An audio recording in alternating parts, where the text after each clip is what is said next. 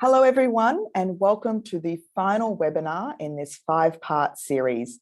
This webinar is part of the webinar series Sparrowly Group is delivering as part of the Destination North Coast Business Accelerator and Mentoring Program. Today's webinar is on making your business accessible.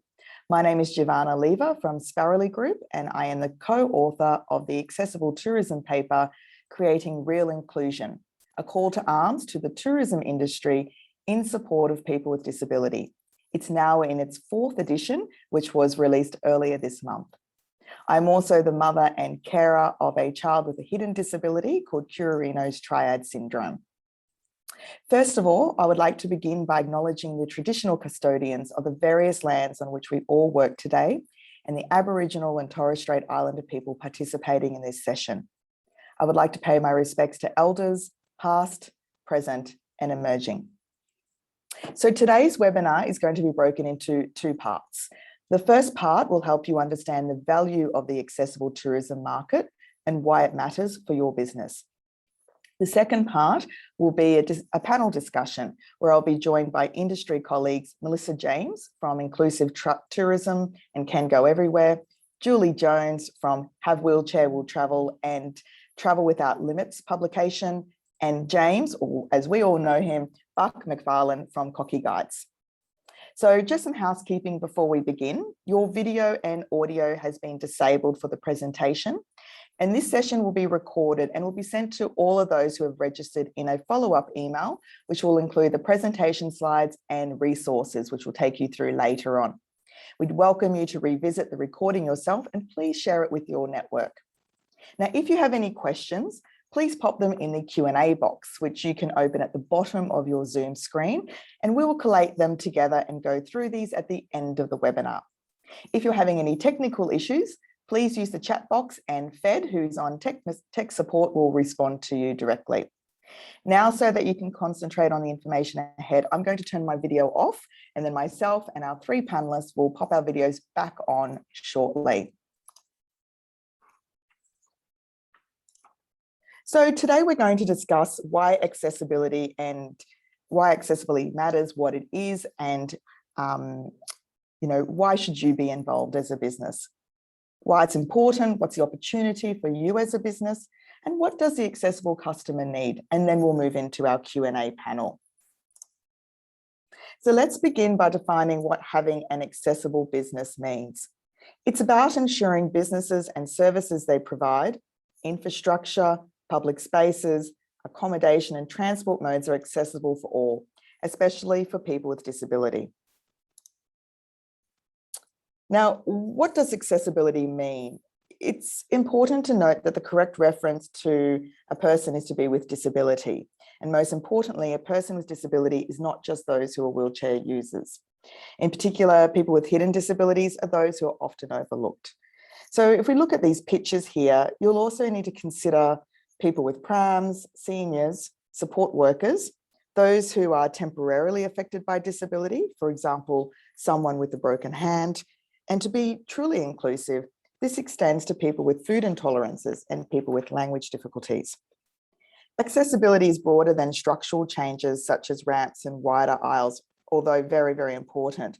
It also encompasses a range of things from training your staff on how to accommodate the needs of all people, the font you choose for your website, how you arrange your product, and where you place your signage, for example. So why is it important, and what's the opportunity for you? Well, the figure alone should be reason enough. 10.8 billion, and that's just the value of tourism. A study by Travelability found that the value of accessible tourism in 2018 was worth more than that of the inbound Chinese market of 10.4 billion at the time. The study also found that in 2020, that value was forecasted to account for 25% of total tourism spend. And whilst we talk about the value here in terms of accessible tourism, it's important to note that businesses within the visitor economy need to be aware of their role. The term visitor economy refers to the production of goods and services for the consumption by visitors, those that serve it directly, being major tourism operators, for example, and those who are involved indirectly, such as retail or food production. Here I'm talking about cafes and restaurants, retail stores, and service providers, including hairdressers and beauticians. The knock-on effect of the tourism dollar is significant, and businesses need to be aware of the value of being accessible for a wide range of customer segments. A report by Monash University identified that making your business more accessible has the potential to generate more revenue. Beyond businesses within the visitor economy, put simply, if your business isn't accessible for all, then you may be missing out on significant numbers of potential customers.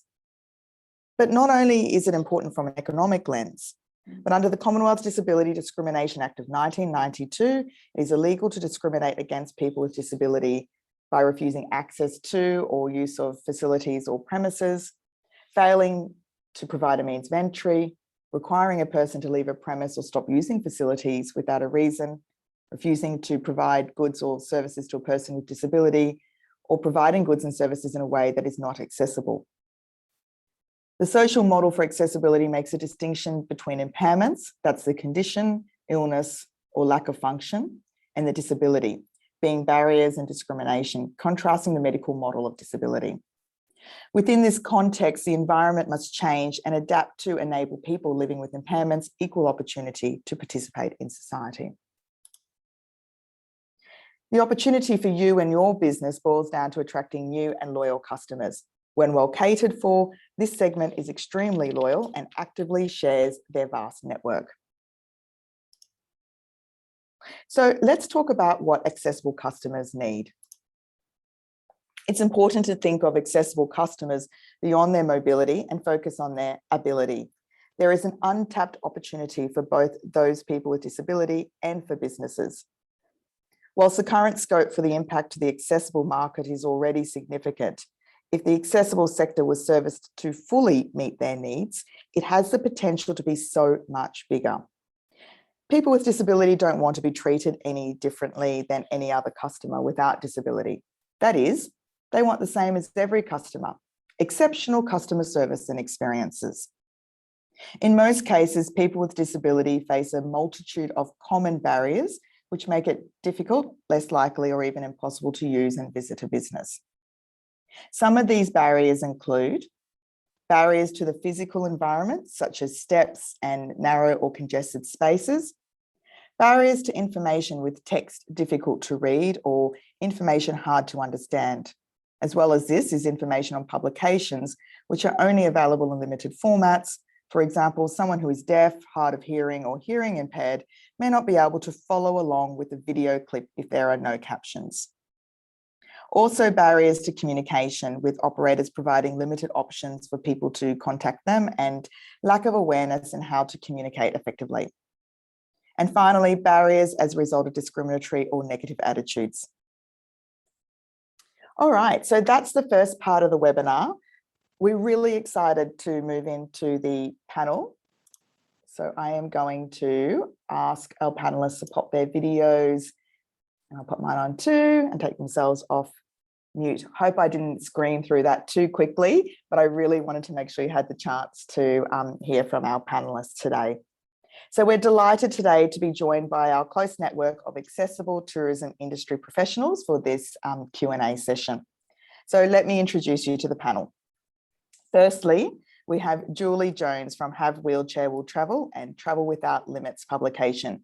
If you haven't seen the publication or you don't have a subscription, we highly recommend that you get it. We have one in the office. We love it, and it is so wonderful. And Julie really is really spearheading the industry here. So she, as I mentioned, is the creator of Have Wheelchair Will Travel. She's also a freelance writer and mother to Braden, who lives with cerebral palsy, and her adult daughter, Amelia. Hello, Julie.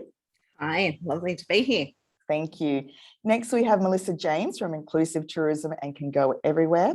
She's the CEO and founder of Inclusive Tourism and the website Can Go Everywhere. She began her accessible tourism journey after experiencing firsthand the difficulties of travelling with people with special requirements and the lack of information available to them. Welcome, Melissa. Thanks for joining us. Morning. Thank you. Thanks for having me. And James, as I mentioned earlier, many of us know him as Buck McFarland from Cocky Guides and Sensory Tourism Australia. So Buck has been delivering experiences for travellers with a range of tour operators over the last 10 years and is now the founder of Cocky Guides, which aims to deliver tactile and sensory experiences for the vision impaired. Hi, Buck. Thanks for joining us.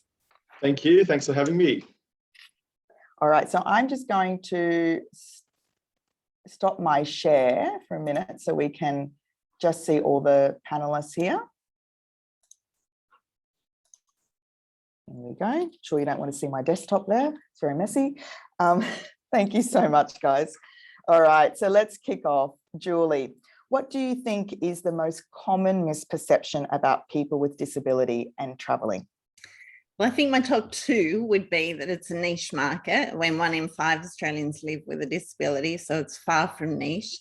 And I think people assume that people with disability don't have money to spend on tourism, and that's why they're currently not marketing to that sector. But I would say that from our perspective as a family of 4, we often travel with a support worker, which means we're actually paying for an extra hotel room.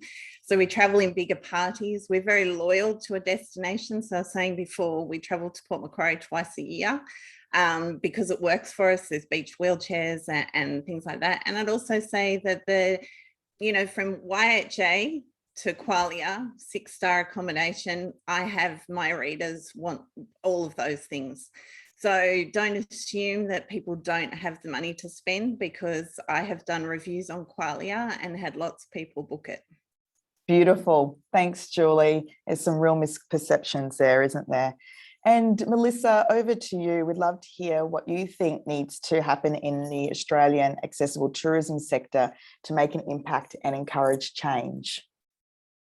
Thanks, Juliana. Look, tourism sector as a whole is something where we all operate as little individual businesses at times. But what really needs to happen with this market is that we need to look at it from a destination perspective. So if I touch on where Julie's just been talking about Port Macquarie, she goes there because the facilities are all there. You can go there and have a complete holiday.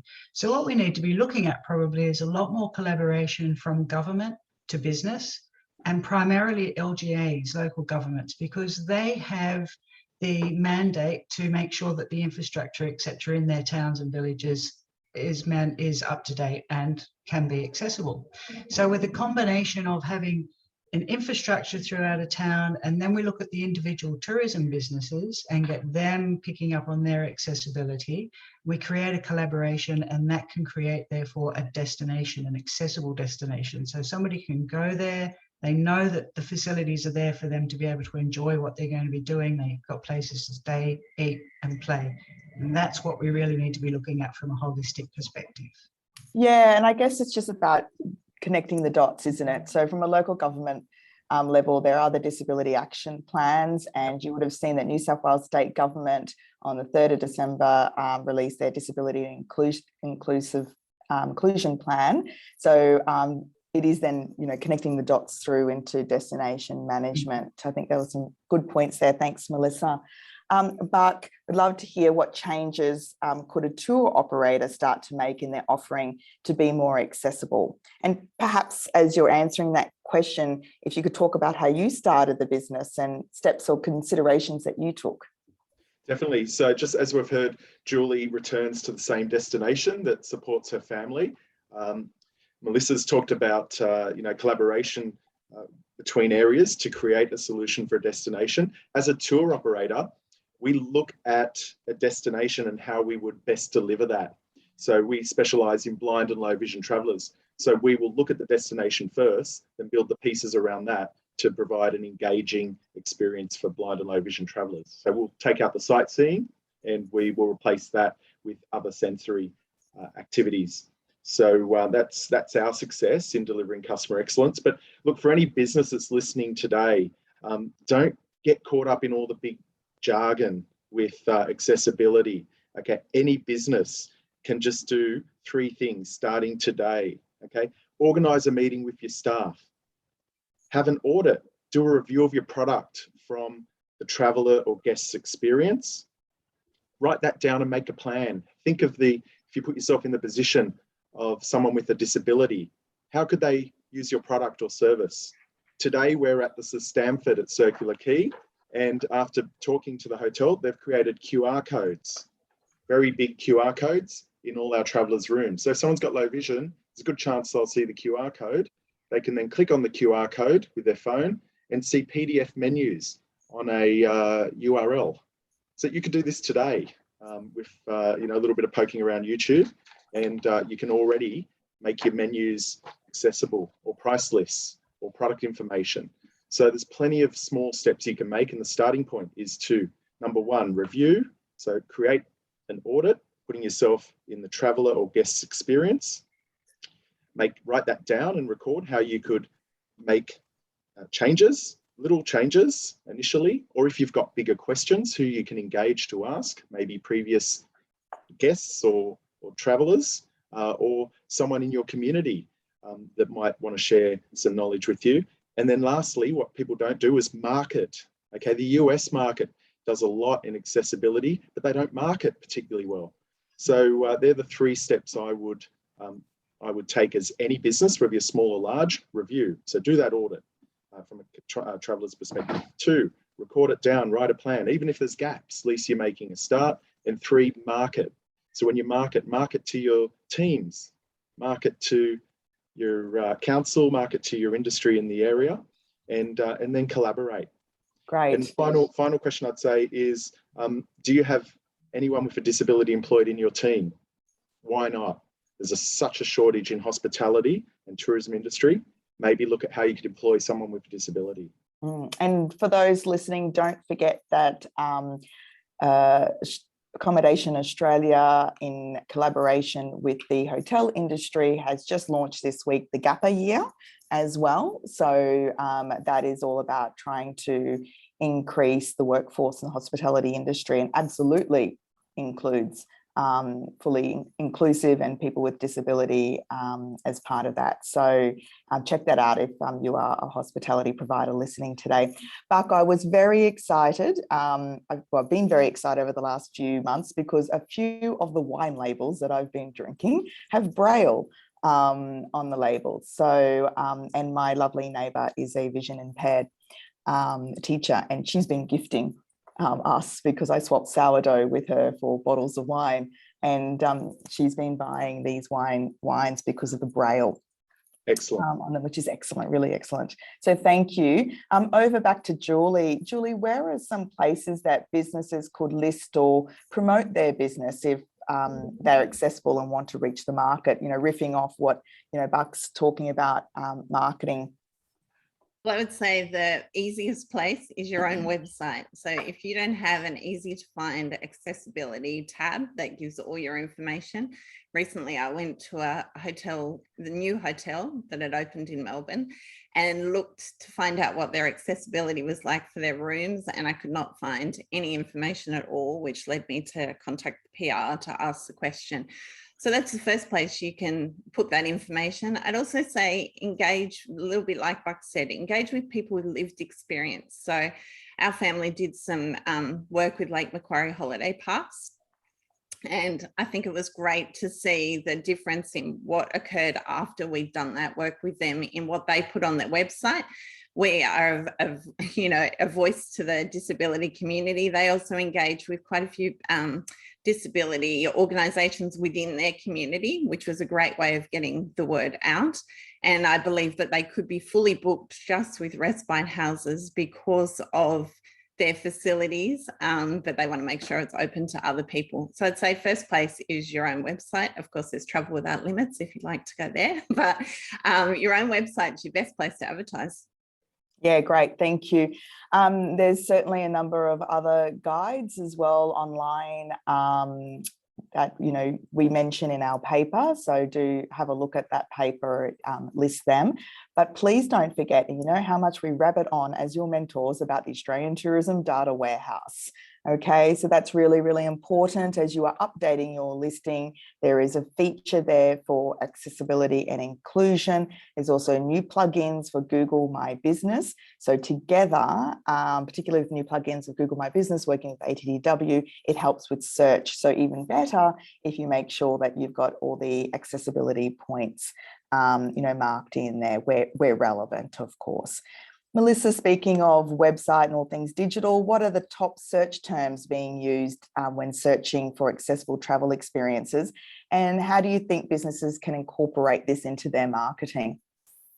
So looking at what people are searching for is pretty standard: wheelchair accommodation or disability accommodation or disabled accommodation. But of course, it goes a lot further than that with, you know, what kind of accommodation you're looking for, or what are the other services that you're looking for.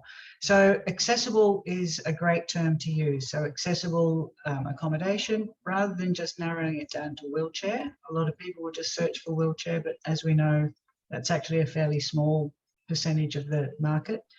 And as Julie touched on, the best thing, and I think Buck touched on, the best thing you can do is undertake an audit of your business and look at what you do have that's accessible. Not every business is going to be able to cope to support every kind of traveller. So not every business is going to be wheelchair accessible, but you may have other features that other people will be able to use and that other people will find very handy. So do an audit of your business, look at what you have, put that into an access statement, whack it on your website, and then SEO the hell out of that. So you need to have it front and center on the website. You should also use some inclusive imagery. So have some, if you're looking at attracting older people, use imagery of older people. If you're looking at attracting families with children in prams or wheelchair travelers, use that imagery and put it front and center in your website. We all know that if I want to go on a holiday, well, I know if I want to go on a holiday, I'm not going to be attracted to the websites that are showing young nubile bodies having party time. I'm going to be looking at something that reaches out to me, and a picture tells 1,000 stories, 1,000 words. So get that information on your website. If you build it, they will come. Not if they don't know it's there. So you really need to just get that information out there. Of course, and that then goes back also to that point around ATDW as well. Interestingly, I have learnt through other work that we are doing with regional New South Wales is that there has been a significant increase in the installation of adult flatbeds in the bathrooms. Changing places, yeah, across New South Wales. So I remember, and that's something that as a carer for my child, we require. And so I saw it first in 2016 at Kyoto Airport and was really excited by it because I'd never seen an adult lay down flatbed change facility. So it was really exciting to see more of them coming through changing places, but then such an increase and such a focus across New South Wales around accessibility. But often we don't know about it because people don't really talk about it. But these amenities have become a big focus for New South Wales government across the state. And in this instance, because we're talking about the North Coast, there are significant accessibility improvements across the North Coast of New South Wales. So that made me very happy, and I'm sure it will make many of you very happy as well to know that. So Julie, how can I make a positive first impression and provide the best possible experience for visitors? Tell me, what does good access look like? Well, I think I've already touched on the fact that for me, an accessibility tab on a website, whether you're a hotel, an attraction, anything like that, that's to me a welcome mat. So immediately I feel like for our family, you're saying, hello, we would like you to come and be at our business. And often we find that accessibility information is hidden under frequently asked questions, and it can literally be right down the bottom as to whether, like under, whether I can bring my dog to your attraction. So it doesn't make me feel very welcome. And what does accessible mean? That means something different to everyone. So my best advice to everyone, and I think it's why our reviews have been quite popular, is because we just use pictures, images. Because I always say to people, don't tell me your business is accessible. Show me what the access is like. So for our family, my son can transfer from a wheelchair. If we really want him to do an experience, as an example, in New Zealand, we bumped his wheelchair upstairs, we walked him up, we did everything we could to get him on a luge ride. And the staff there were just willing to give it a go. They said, if you can get up and you can prove that you can operate the brake with doubling him, we will let you do it. So that's why I always just say to people, show me what the access is like. Show me, don't say you're wheelchair friendly. That's a very weak term to me. It doesn't actually tell me anything. I just want to see photos of what the obstacles are, and then I can decide. The onus is then not on you. It's on me to decide. No, that's really great. And so we talked about first impressions just now. Buck, how can I leave a lasting impression as a business owner and make sure I can improve for next time? So the team has to be involved, okay? So we had an experience on the weekend where we had two, a mother-father, both blind with guide dogs, and a 3-year-old in a pram. Now this pram gets attached to your waist, and they were at an attraction in Queensland, and they were getting the wrong information and different information from team members. So they were sent to stairs, down hills, up hills, or it was just, probably wasted hours of their day. So the team must be on board. Have, every time you have team meetings, maybe say what's, 1 or 2 tips we can do for accessibility. But the biggest thing is just ask your team members, how can I help? Because the guests and travelers usually have the answers. So if you see someone that, might be having difficulty, whether there's a disability or it could just be, someone turning up with eskies and a family of 4, just say hi, introduce who you are so they know who you are and that you're part of the staff, and how can I help? And if you can't provide an answer, maybe radio to a team member. So it's important that the team is all part of this journey and take small steps. You're not going to achieve anything if you try to do it all in one go. So, that audit that we talk about, just start with a pen and a A4 piece of paper and just let it grow. And the experiences will get better and more inclusive, and then the reviews will come. And then, that's when you'll see, growth in the business from either patronage or revenue. Great. That's so good, Buck. There's one thing I think for everyone who's listening and participating in this webinar today, I would love for you, and sorry, a bit of a throwing in this question now. I would love for you to step us through, if you come across someone who is vision impaired, how you should mark attention, that, you're there, introduce yourself, and how you should also assist them. Because I think many of us think we're being really helpful by just grabbing them. And that's, not the way. Yep. So if you could step us through and give us a bit of a 101, I think if anyone takes this away today, this is a really important point. Okay, so confidently walk up to someone with a white cane who may have a dog guide, and like Alfie behind me on the ship at Magnetic Island, and just say, hi, I'm Buck. I work at the train station. Do you require any assistance?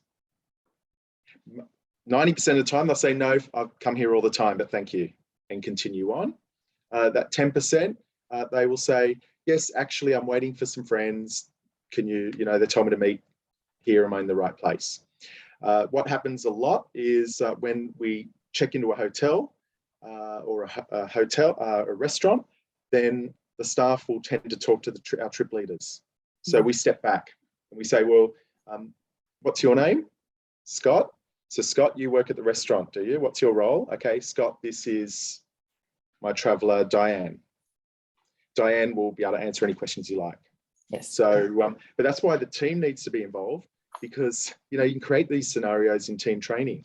Okay. So when a blind person comes up, just confidently state who you are, because they may not see. Only less than 3% of people that I'm aware of see total darkness. So there's always some light perception. So, if you're standing there, people may know there's a figure in front of them. So, hi, I'm Buck. Are you here to check in today? I work for the hotel, I can assist. And also, if, you're helping them cross the road, please ask the person how they want to be helped. Please don't just grab their hand or their arm. You want to be, we need to make sure the person with disability is empowered. And in this instance, with a vision impairment, ask them what the best way is for you to help, and they will direct you. And I think that that's really important. That goes for any disability, but just, speaking about vision impairment, and just because one person wants to be helped a certain way across the road, the other person may have a slightly different approach. So never assume, because we need to make sure that people feel safe and as part of being inclusive. Is that a fair statement, Buck? Yeah, that's right. And again, how can I help you? So introduce who you are so they know who you are. You're not just some random on the street. If you are a random on the street, hi, my name's Buck. I just was walking past and, just seeing if you'd like assistance. Yep, beautiful. And I'd say that's the same for a wheelchair user as well. As in, you don't just push a wheelchair, because many people are very independent and do not have any desire to be pushed in their chair. Yep. My beautiful neighbour, another neighbour, Athena, she's just amazing. She has cerebral palsy and she's fiercely independent, and I love her to pieces. But she's taught me, as has our other neighbour, who's a vision impairment teacher, has taught me so much in terms of the best way to communicate and what have you. And I still feel like I've got so much to learn.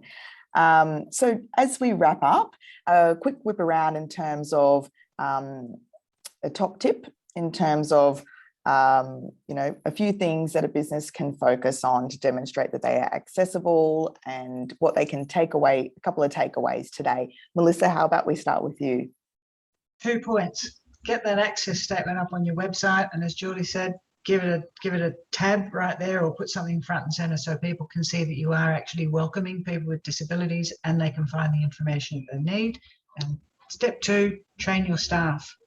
Make sure that your staff are all comfortable with dealing with people with disabilities. They know the right language to use. They know how to ask somebody for, if they need assistance. They know what the etiquette is with different kinds of disabilities, and understand what other accessible things are around, so that they can actually say, this is where you can go with your dog, or so they can give you other options for things to do, so you're not just being that one point. Start creating a destination wide campaign in your own business. Excellent. Thank you, Melissa. Buck, how about yourself? A couple of top tips. So first off, I would take Julie's advice, where put that accessibility front and center on your website. Even if you don't know the answers, just say, we're learning. Please contact us, see how we can help. And at least that will get the conversation started. And again, start the conversation with your team, write it down. Doesn't have to be big to start off with. Just, keep get that journey started. Excellent. Thank you. And Julie, your top tip? I think don't be overwhelmed by it. You don't necessarily have to be everything to everyone. And I think that it can seem very overwhelming. And I really want to encourage businesses to take small steps, and the accessibility tab and photos would be my number one. And do what you can as you can, and reach out to the disability community. I'll just flip back to Lake Macquarie Holiday Park. I'm not paid by them, but just because they've done it so well. They put all their park managers into wheelchairs and got them to move around the park, so they had a better understanding.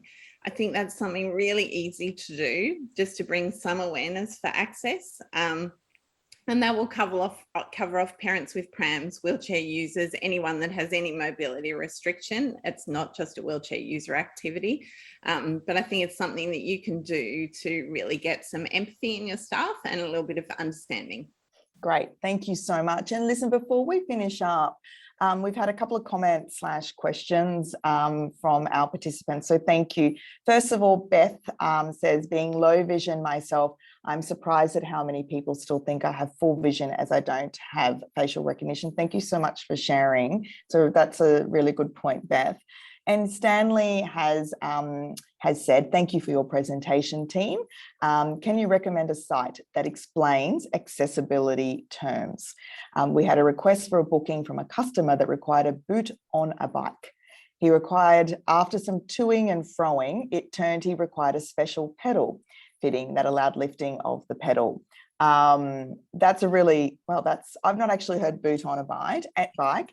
And I think the point here is, Stanley, there is not one all catch-all website that will give you all of the accessibility terms, because each disability is very different in terms of their needs, but I do recommend do have a read of our research paper. We do explain quite a lot, and we'll have a whole bunch of other resources that support, but I would throw that to Julie, maybe for your next edition, to talk about some, you know, maybe not unusual requests, because certainly not unusual, but, you know, starting a bit of a dialogue in terms of some of the terminology to get us all comfortable. So no pressure, Julie, just throwing that over to you. I think communication is key. I don't expect somebody in a business to know my needs because, as I said before, the needs are so different. So I think it's actually okay to go back and say, I haven't come across that request. Would you mind explaining more? I think that's fine. I think it's if people are, you know, we don't have it, or rude in response, then it does leave a mark on things. And the disability community is very close-knit.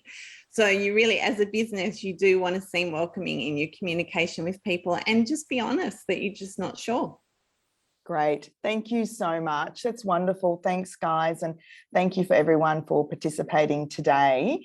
We'll just do a quick wrap up so you can, so you know what to expect. So tomorrow you'll receive an email from us with a recording of this webinar, presentation slides, our accessible business checklist, and a link to Sparrowly Group's accessible tourism discussion paper. Please feel free to forward that email to other business owners that you think will benefit from this information. The more people who know, who understand, or who are aware, the better. So thanks so much for your time today. Thank you very much to our panelists. You guys were amazing. And thank you for all of you who have been participating across the entire webinar program for the Destination North Coast Business Accelerator and Mentoring Program. Please feel free to get in touch if you have any questions to your specific mentor, or you can also contact us at mentoring@sparrowly.com. If you're not sure how to spell Sparrowly, it's sparrow as in the bird, and then ly.com. So this was the final webinar in this series. So let's recap. It included business planning fundamentals, maximizing your ATDW profile, maximizing your distribution plan, know your numbers blockbuster. And if you haven't watched that one, I recommend you all watch it, because every business tends to run away from the numbers. And then of course, today's on making your business accessible. Now don't worry if you've missed a previous webinar. When we send you the follow-up tomorrow, we're going to send you the links to access all the webinars and all the resources, so you can put that into your business toolkit. So thank you again. Enjoy the rest of your day. I know how busy you are as small business owners. Thank you to our panelists. And from all of us at Sparrowly Group, I'd like to wish you all a very happy and safe festive season. We hope we can all move around safely. So have a great day. Thank you all. Okay. Thanks. Yep. Thanks, guys. Thank you.